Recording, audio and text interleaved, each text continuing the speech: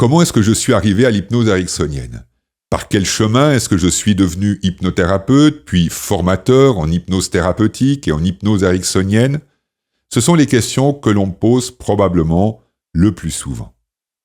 Tout a commencé il y a fort longtemps pour faire référence à un dessin animé célèbre. J'étais encore enfant. Je suis né dans une région agricole, rurale, du Nord vaudois, dans la région de Sainte-Croix. Mon père était paysan de père en fils, et ma mère, qui venait de la ville de Genève, avait rencontré mon père, je ne sais pas par quel miracle, et elle avait décidé de le rejoindre, et donc je suis né dans cette région, dans cette ferme du Nord vaudois. Mon parrain et ma marraine étaient des amis de ma maman, donc des personnes qui habitaient à Genève. Et mon parrain est quelqu'un qui a beaucoup compté pour moi. C'était une figure qui était extrêmement inspirante. Je ne comprenais pas encore vraiment ça quand j'avais 5 ans, 6 ans, 7 ans. Avec le recul, je comprends que c'était un modèle pour moi. Et ce parrain, il avait un travail bien particulier puisqu'il était infirmier en psychiatrie à Genève. Et je me souviens, quand j'étais enfant et que j'avais 5 ans, 6 ans, 7 ans, et qu'on me posait la question, comme on pose la question à tous les enfants, qu'est-ce que tu vas faire quand tu seras plus grand ? Je répondais systématiquement, je serai infirmier en psychiatrie, ce qui n'est pas banal à cet âge-là. Malheureusement, la ferme familiale n'est pas rentable et mes parents sont dans l'obligation de vendre cette ferme. Et pendant 2 ans, mon père passe d'un petit job à un autre jusqu'à ce que, lorsque j'ai 10 ans, toute la famille s'installe sur les hauts de Saint-Aubin dans la région de la Béroche, dans le canton de Neuchâtel, en Suisse. Mes parents trouvent un travail dans une institution où des personnes sont accompagnées suite à un sevrage alcoolique. Donc ce sont des personnes qui ont un problème d'alcool qui sont dans cette institution. Et donc lorsque j'ai 10 ans, 11 ans, 12 ans, et puis que, comme n'importe quel enfant, je sors pour aller jouer, pour faire du vélo, taper dans un ballon, eh bien, je me retrouve dans un lieu qui est assez éloigné du village, puisque le village est environ à 3 km, et je partage mon temps, lorsque je ne joue pas, avec des personnes, la majorité des hommes, des résidents de cette institution. Des hommes qui ont un parcours de vie assez cabossé, du fait de l'alcool, des relations familiales complètement perturbées, détruites par l'alcool. Donc, je côtoie ces gens-là et tout naturellement, je développe une forme d'écoute. C'est pas quelque chose que j'ai voulu faire, c'est quelque chose qui s'est installé assez naturellement, spontanément. Je me souviens que mon frère, qui est 2 ans plus jeune que moi, lui n'avait pas du tout cette fibre ou cette relation avec eux. C'était quelque chose qui m'était assez particulier et assez spécifique. Et donc, de l'âge de 10 ans jusqu'à l'âge de 20 ans, quand j'ai quitté la maison, eh bien, j'ai grandi, j'ai vécu dans cet environnement où je côtoyais, je les connaissais bien, ils me racontaient leur vie, ils me racontaient leur douleur, leur souffrance, leur espoir, leur frustration, voilà, tout ce que l'on peut imaginer qu'une personne qui a traversé des épreuves douloureuses peut raconter lorsque elle se confie à quelqu'un. Et c'est probablement là, dans ce milieu, sans même le savoir, que j'ai développé cette capacité d'écouter, de respecter, et même si ils avaient quelque part fait des erreurs, parce que ce sont des erreurs, ils avaient fait des erreurs et que ces erreurs les avaient amenés à détruire des choses dans leur vie, eh bien, j'ai toujours eu beaucoup de tendresse, beaucoup de compassion, beaucoup d'amour pour ces hommes qui avaient une vie bien cabossée du fait de leur addiction à l'alcool. Lorsque j'ai 12 ans, 13 ans, une anecdote importante, nous sommes en vacances dans la région du Tessin, au sud de la Suisse, et nous sommes dans la ville de Lugano, si mon souvenir est bon, et on marche dans la rue à la recherche d'un restaurant pour manger. Il est 18h30, 19h. Alors qu'on marche dans la rue, on passe à côté d'un magasin d'instruments de musique. Je passe à côté de la vitrine et je tourne la tête et je vois dans la vitrine un saxophone. Je vois cet instrument de musique et, sans même savoir pourquoi ni comment, je dis à mes parents, je veux apprendre à jouer du saxophone. Alors eux, ils tombent un peu des nues, ils disent, mais qu'est-ce qui lui arrive? Et ils disent, oh, on verra bien, et puis bon, on finit les vacances, et durant tout l'été, je reviens avec cette idée, je veux apprendre à jouer du saxophone. Tant et si bien que, au mois de septembre, avec mes parents, on va dans un magasin de musique et on se renseigne sur la possibilité de louer un saxophone pour savoir si réellement ça me plaît.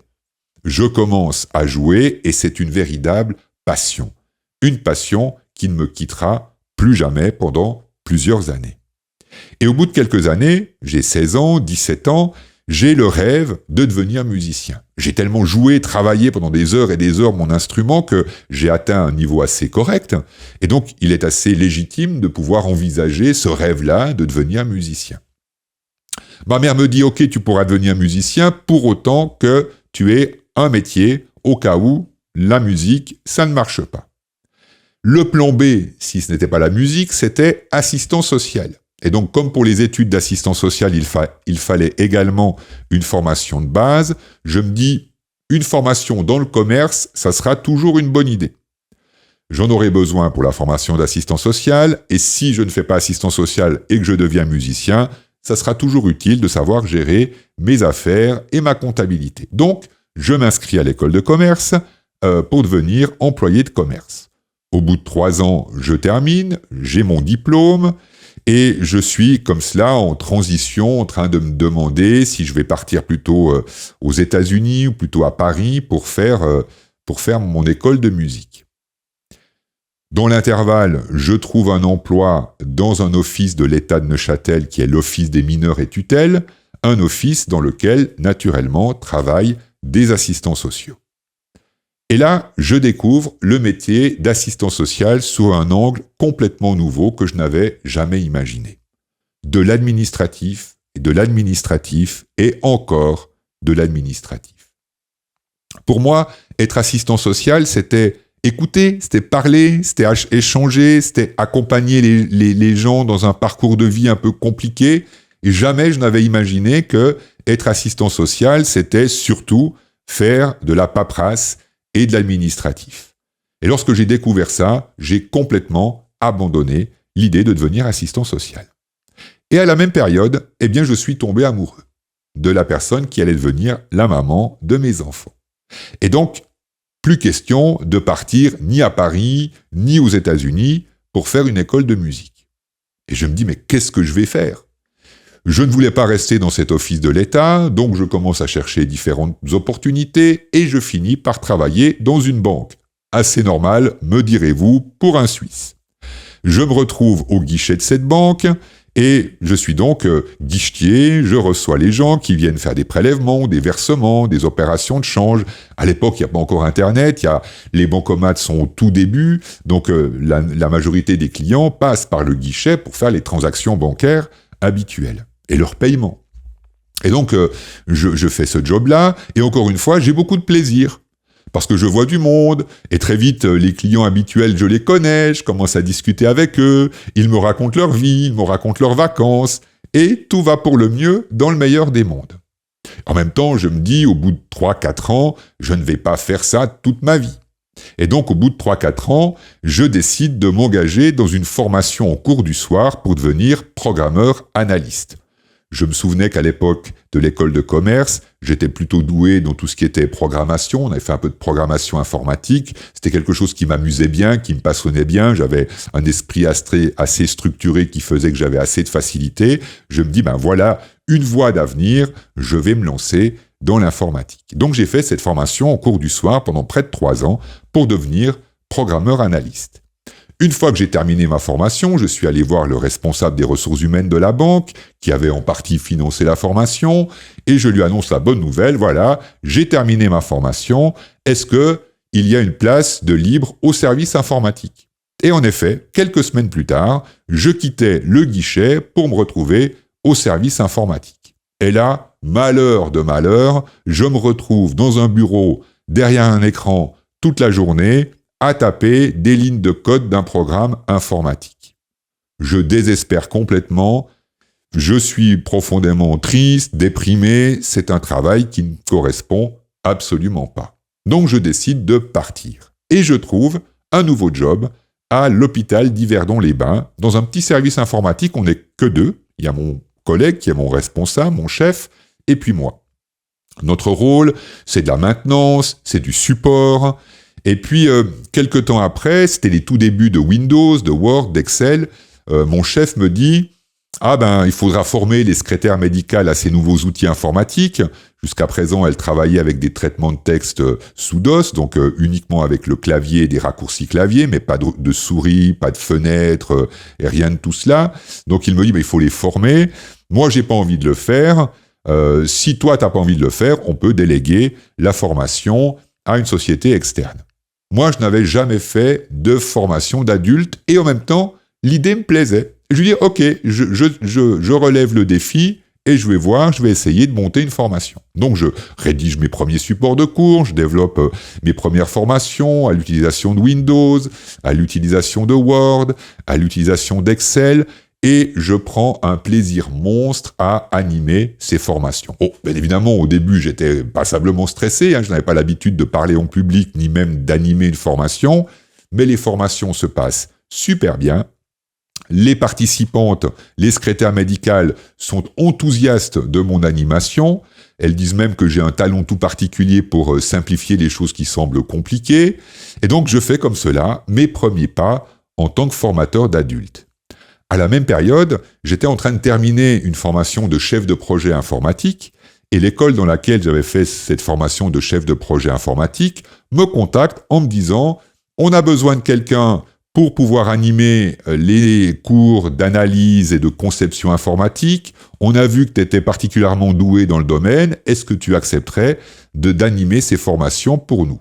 Donc c'est comme cela que j'ai commencé à faire mes premiers pas en tant que formateur d'adultes. À la même période, j'avais ce vieux projet, ce vieux rêve, probablement hérité du passé de mon père indépendant, qui était de devenir indépendant et de créer ma propre entreprise. Et donc, je décide de créer ma première entreprise. À l'époque, je suis déjà marié avec la maman de mes enfants, et elle a un travail, j'ai un travail, donc c'est l'occasion idéale pour se lancer dans le grand bain et de débuter mon entreprise. Et donc très vite, je décide de spécialiser mon entreprise. Je serai seul, j'ai toujours travaillé seul. Je décide de spécialiser mon entreprise sur un langage de programmation bien précis qui est le Java. Si vous connaissez un petit peu le milieu de l'informatique, le langage de programmation Java, ça doit vous dire quelque chose. Et c'était donc les tout débuts de Java. On est en 97, 98, 97, 98. Je lance mon activité qui démarre très vite, extrêmement bien. J'ai des grands groupes, des banques, des assurances qui deviennent mes clients et donc je vais auprès de leurs équipes informatiques pour former les programmeurs, les ingénieurs informatiques à ce nouveau langage de programmation et à la conception orientée objet qui est un concept de développement informatique bien précis. Pendant plusieurs années, cela fonctionne super bien, tout fonctionne, tout roule. Et en 99, en 99, j'ai la grande joie de devenir papa. Tout va pour le mieux dans le meilleur des mondes, et en même temps, cette transition, elle se fait pas aussi naturellement que ce que j'imaginais. Bon, je ne parle pas des nuits un peu courtes au début, mais ça me remet en question. Ça fait remonter en moi des doutes, des interrogations. Ça m'amène à me questionner sur le sens de ma vie. Est-ce que je fais réellement ce qui me correspond? Est-ce que je suis à ma place? Toutes ces questions existentielles, elles font comme ça leur apparition au moment où je deviens papa. Je vais consulter d'abord un psychiatre, je fais quelques séances, ça ne me correspond pas vraiment. Et puis, mon médecin généraliste me conseille d'aller voir un psychologue. Je vais voir ce psychologue. Et là, le courant passe extrêmement bien. Et avec l'aide de ce psychologue, on décide de réorienter mon avenir professionnel. De rester dans le milieu de l'informatique, parce que c'est un milieu où je suis connu, où j'ai mes références, où je suis apprécié, et en même temps de progressivement développer d'autres services, davantage en lien avec l'humain et les relations humaines et la communication interpersonnelle. Donc je me lance dans une formation de maître praticien en PNL, Je débute également une formation complète de coach professionnel avec l'objectif de développer cette activité. Je termine tout cela en 2001 et je commence à contacter mes clients pour leur annoncer que je suis disponible et je propose des nouveaux services. J'arrête la formation spécifique sur le langage de programmation Java et je propose de nouveaux services. À croire que j'avais une étiquette collée sur le front, aucun de mes clients ne me propose un mandat. Donc ça devient compliqué. Les mois s'écoulent. Ma femme avait décidé d'arrêter de travailler pour s'occuper de notre fils. Donc je suis le seul à faire bouillir la marmite, comme on dit, le seul à ramener de l'argent à la maison. Et comme je n'ai plus beaucoup de mandats, il n'y a pas beaucoup d'argent qui rentre à la maison. Heureusement, il y avait un petit peu de réserve, donc on avait la possibilité pendant quelques mois de voir venir. Mais les mois s'écoulent et toujours rien. Une situation extrêmement compliquée est en train de se profiler. J'envisage même l'idée de reprendre un job comme salarié et développeur informatique. Et à ce moment-là, je tombe sur un article, une interview d'un monsieur qui s'appelle Alejandro Jodorowsky. C'est un Chilien d'origine, installé à Paris, haut en couleur. Il a à la fois fait de la BD, du film, de science-fiction. Il tire les cartes du carreau, écrivain. Donc un personnage vraiment haut en couleur. Et dans cette interview, Jodorowsky dit « Si chaque être humain donnait 1 heure de son temps et de ses talents à l'humanité, le monde irait mieux. » Je me dis, ça c'est une idée intéressante. Est-ce que moi je pourrais la mettre en pratique ? J'ai assez de facilité à parler en public, je viens de terminer une formation complète de maître praticien PNL et de coach, je me souviens qu'à une certaine période, il y avait ce qu'on avait appelé les cafés philo, où l'idée c'était d'amener la philosophie au café. Je me suis dit, je vais faire la même chose, sauf que on va remplacer la philosophie par le coaching, le développement personnel. Ce sont les tout débuts du coaching personnel. Donc je lance le projet, je trouve un petit café qui accepte de participer et de se lancer dans l'expérience avec moi, et on organise cette première soirée de café coach. Je me souviendrai toujours, c'était un jeudi soir d'octobre, il pleut, il vente, la météo n'est pas vraiment clémente. Je suis dans ma voiture en allant en direction de Neuchâtel et je me dis, si je ne suis pas tout seul ce soir dans ce café, c'est que j'ai de la chance. Normalement, le café, il est fermé et exceptionnellement, il le gardait ouvert pour l'organisation de ces cafés coach. J'arrive dans le café et lorsque, à 20h, je commence, il y a 3 ou 4 personnes dans la salle. Au moins, je ne suis pas tout seul. J'avais eu la bonne idée, à ce moment-là, de faire connaître mon projet en envoyant un petit communiqué de presse aux différents journaux et aux correspondants des journaux sur Neuchâtel. Et quelques jours après cette première, le correspondant du Matin, qui est le plus grand journal régional de Suisse romande, le correspondant du Matin m'appelle en me disant « Ah, je trouve votre idée géniale, je veux faire un papier sur vous, est-ce que ça vous intéresse ?» Je lui dis « Oui, avec plaisir ». Il dit « Je contacte ma rédaction, je regarde ce que je peux obtenir. » Il me rappelle quelques heures plus tard en me disant « J'ai réussi à obtenir une pleine page dans le Matin dimanche, donc c'est l'édition du dimanche qui a le plus grand tirage. J'ai réussi à obtenir une pleine page dans le Matin dimanche avec photographie, donc il faut qu'on se voie, qu'on se rencontre, je viendrai avec un photographe. » Il me rencontre, il m'interviewe, on fait la photo, l'article passe dans le journal le dimanche d'après, et le mois d'après, au 2e café coach, il y a plus de 100 personnes dans ce café. Un café qui normalement peut raisonnablement accueillir 40-50 personnes, le café est bondé. Il y a même des personnes à l'extérieur. C'est la folie. Jamais je n'avais imaginé que la presse avait un tel pouvoir. Les choses ont changé depuis. Donc ça démarre de folie, et donc très vite, les gens reviennent. Et après ces cafés coach, ils viennent me consulter, me voir en me disant « Ah, mais votre approche, elle nous intéresse, votre vision du changement, votre manière de voir les choses, ça m'intéresse. Est-ce que c'est possible de venir vous voir à titre privé ?» Et j'ai dit oui. J'avais toujours pas de boulot, j'avais besoin d'un petit peu de revenus, j'avais encore un bureau qui servait de bureau pour mon activité professionnelle, donc j'avais un lieu confidentiel privé où recevoir ces personnes. Je me suis dit « Saisissons l'opportunité. » Et donc, j'ai commencé à pratiquer en tant que coach à ce moment-là. Malheureusement, très vite, je me rends compte que la frontière entre le coaching personnel et l'accompagnement thérapeutique est très fine, pour ne pas dire inexistante, et je reçois beaucoup de personnes qui viennent me voir pour des problématiques d'anxiété, de stress chronique, et je me rends compte que ma formation de coach, comme ma formation de maître praticien en PNL, n'est pas suffisante et que j'ai besoin de quelque chose de plus pour pouvoir vraiment bien aider, bien accompagner les personnes qui viennent me consulter. Et lorsque j'avais fait ma formation en PNL, j'avais naturellement entendu parler de Milton Erickson et de l'hypnose ericksonienne, puisque la PNL est inspirée du travail de Milton Erickson. Et je me dis, peut-être que l'hypnose ericksonienne, c'est ce qu'il me faut, c'est l'outil qui va me permettre de mieux aider, mieux accompagner les personnes qui viennent me voir. Je pars dans le sud-ouest de la France parce que j'apprends que Stephen Gilligan, qui est un des anciens élèves de Milton Erickson, j'avais vraiment envie d'aller à la source, de me rapprocher le plus possible de l'origine. Malheureusement, à cette époque-là, Milton Erickson est déjà décédé, donc c'est plus possible de se former auprès de lui. Et donc, je décide d'aller au plus proche de la source. Et donc, j'ai appris que Stephen Gilligan animait une formation intensive de 5 jours dans le sud-ouest, pas très loin de Toulouse. Donc, je m'inscris à cette formation, je prends la route et je fais le voyage jusque dans cette région du sud-ouest pour suivre ma toute première formation d'hypnose. Et j'aime bien dire qu'à ce moment-là, ça me fait penser à Obélix qui est tombé dans la marmite.